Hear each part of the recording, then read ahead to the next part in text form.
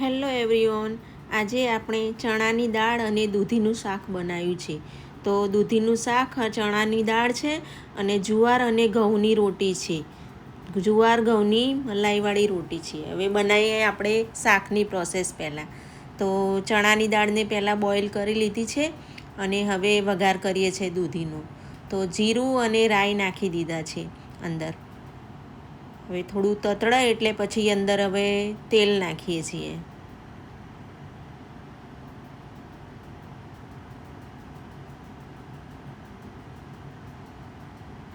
તેલ માપનું જ નાખવાનું છે, વધારે તેલ નથી નાખવાનું.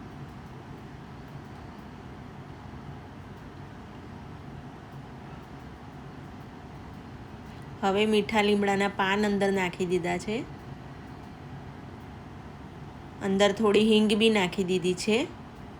હિંગથી સ્વાદ સારો આવે છે અને આપણને સબ્જીમાં સારું રહેશે ખાવાથી.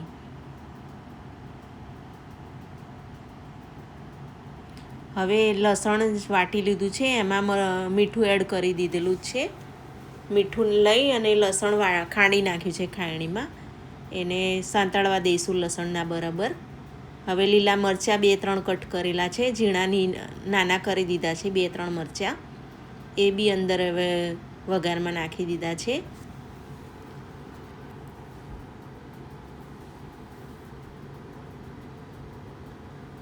હવે આપણે મરચું મસાલા કર્યા. ધાણા જીરું પાવડર 1 ચમચી, અડધી ચમચી હળદી પાવડર અને 1 ચમચી મરચું પાવડર. સ્વાદ અનુસાર મરચું, મીઠું, તીખું કરી શકાય છે, તીખું મોડું.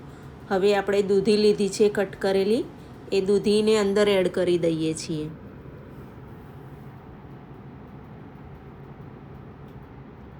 દૂધીનો પ્રોપર વઘાર થઈ ગયો છે. હવે બરોબર હલાવી લઈએ છીએ આપણે અને 1 મિનિટ જેવું પછી હવે એને સેટ થવા દઈશું આપણે.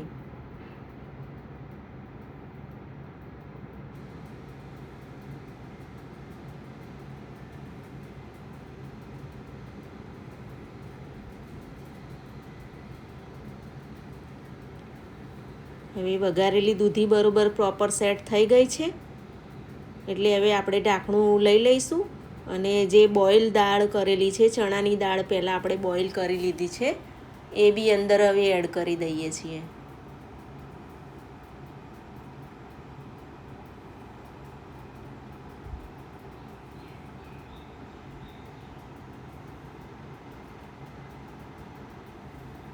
બાફેલી ચણાની દાળ અને દૂધીનું શાક ખાવામાં બહુ સારું લાગે છે અને ટેસ્ટ બી બહુ સારો આવે છે દૂધી અને ચણાની દાળનો. હવે પ્રોપર આપણે હલાવી લઈએ છીએ અને પછી પાણી બી એડ કરવાનું છે અંદર. હવે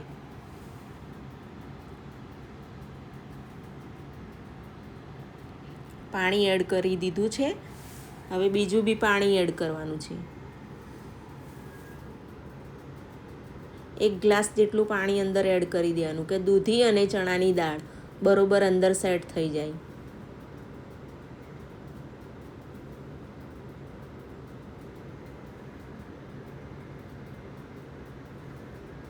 દૂધી અને ચણાની દાળ બરોબર સેટ થઈ ગઈ છે.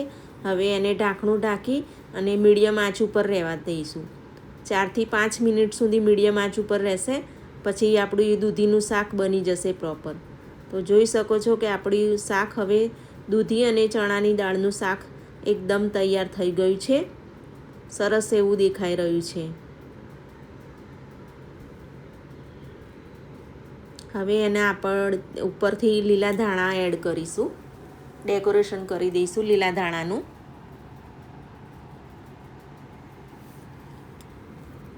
હવે પરફેક્ટ દૂધીનું શાક તૈયાર થઈ ગયું છે. હવે આપણે હલાવી લઈશું અને સાઈડમાં કરી દઈશું.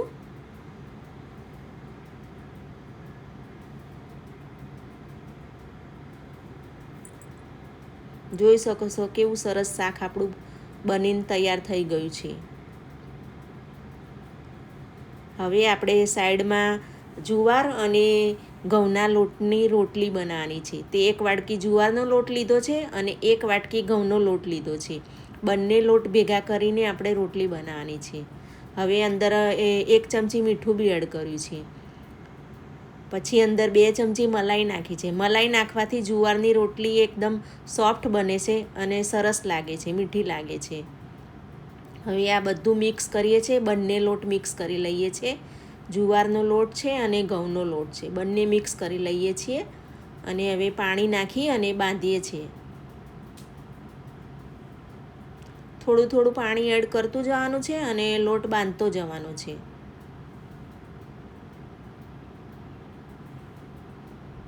આ જુવારનો લોટ છે ને એટલે પાણી વધારે માગે છે, એટલે એને થોડું થોડું પાણી વધારે આપવું પડે છે.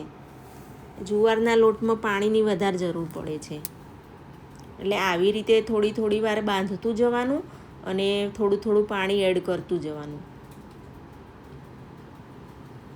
જુવારનો લોટ અંદર એડ કર્યો છે ને એટલે એકદમ આટો સોફ્ટ નથી થતો. એને થોડું વ્યવસ્થિત, થોડો કાઠો અને બહુ ઢીલો બી નહીં અને બહુ કાઠો બી નહીં, મીડિયમ જ રાખવાનો છે. અને એકદમ ઘઉંના લોટ જેવો સોફ્ટ આ લોટ થતો નથી. થોડું આ કરકરા જેવો લાગે છે આપણને, અંદર જુવારનો લોટ એડ કર્યો છે ને એટલે. હવે બરોબર આપણો લોટ તૈયાર થઈ ગયો છે. હવે આપણે આની રોટલી થોડી બનાવી લઈશું. જુવાર અને ઘઉંનો લોટ છે, બંનેની રોટલી બનાવી લઈએ છીએ હવે આપણે.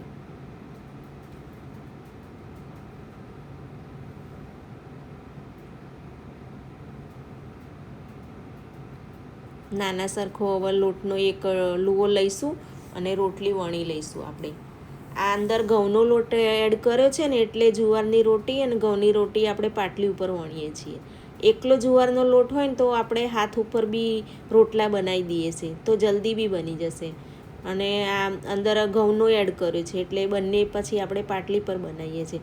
પણ તો બી છતાં જુવારની રોટલી એકદમ સોફ્ટ અને સરસ ટેસ્ટી બને છે.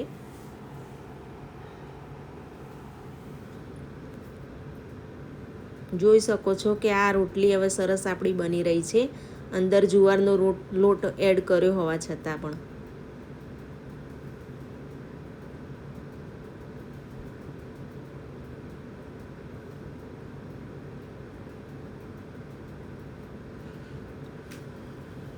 આવી જ રીતે આપણે બધી રોટલી એક પછી એક વારાફરતી શેકી અને લઈ લઈશું.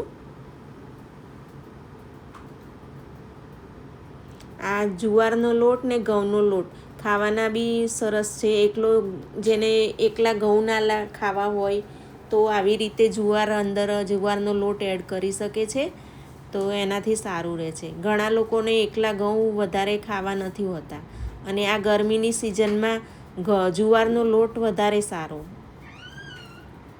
તો જુવારનો લોટ એડ કરવાથી શરીરને બી ઘણા બધા ફાયદા થાય છે. કે જે લોકોને એકલા ઘઉં ખાવા નથી હોતા એ લોકો આવી રીતે જવ અને ઘઉં બંને મિક્સ કરી અને રોટલી બનાવીને ખાઈ શકે છે.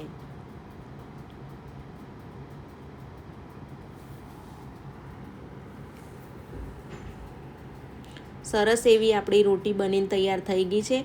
અંદર મલાઈ આપણે એડ કરી હતી ને એટલે આ રોટલી એકદમ સરસ સોફ્ટ બને છે અને ટેસ્ટી બને છે. મલાઈ એડ કરવાથી જુવારની રોટલી એકદમ કરકરા જેવી નથી બનતી. મલાઈના લીધે એકદમ સોફ્ટ રોટી. જો આપણી રોટી તૈયાર થઈ ગઈ છે, એટલી સરસ સુંદર દેખાઈ રહી છે. બધી રોટી તૈયાર થઈ રહી છે. ઘઉં અને જુવારની રોટી છે આ. અને સાથે આપણે દૂધીનું મિક્સ શાક બનાવ્યું છે. તે જુવારની રોટી અને દૂધીનું શાક. કેવો લાગ્યો વિડીયો? લાઈક